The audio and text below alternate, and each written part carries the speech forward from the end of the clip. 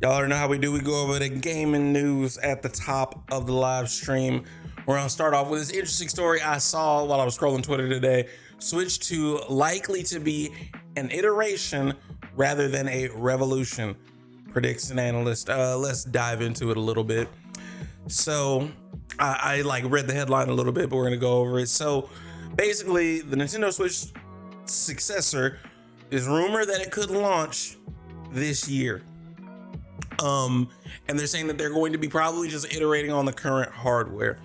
So according to CEO of Tokyo-based game industry consultant Canton Games, who contributed his forecast for 2024 or whatever, the company has yet to comment publicly. Nintendo's next generation console is widely expected to launch this year after VGC reported that developer kits are in the hands of developers. So apparently the Switch 2 does exist.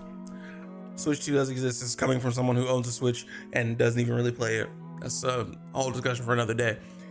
But the console can launch anywhere at $400, $100 higher than the Switch launch. I did not realize the Switch was only $300 when it launched. Isn't it still relatively the same price? There's a chance its games could adopt the $70 pricing of PS5 and Xbox Series X. This time the time is finally here for a Switch successor, even though I can say a Pro model actually did exist and certain developers were already working with the dev kit. First of all, I believe the hardware will drop in 2024 for $400, and high chance the games will cost more, $70.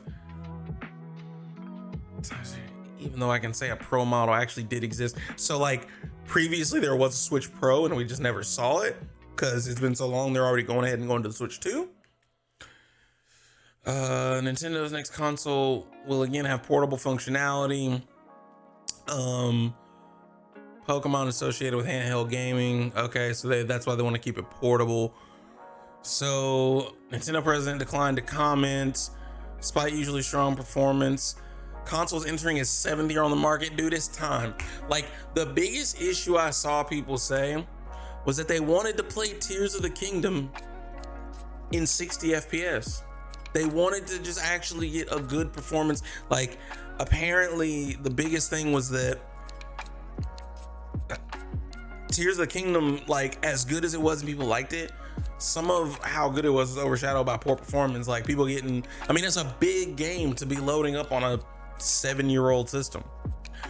Switch hardware sales currently in decline. It makes sense. It's been going for 7 years. In Nintendo's last fiscal year, Switch sales declined 22%. I mean, they're gonna keep going down because who needs a new Switch? The last thing they tried to launch was the Switch OLED, which like I thought was cool because I'm like, all right, I can better screen, but like that would have launched like what, 5 years after the first Switch? Like, it's so long after.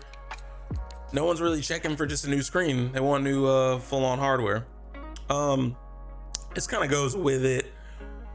So this new Switch 2 rumors claim price jump and upgrade. This might just be a Dexerto article that's just a copycat, but speculation over the prominent gaming industry Switch 2. They talked about the game industry biz article. Jump in price, cost $400. Okay, they literally just have the exact same thing. I don't know why I clicked on this. The tweet made it sound like this had more information. All right, well, there you go. Switch 2, I guess the speculation is 2024. I don't know why. Maybe 7 has some significance.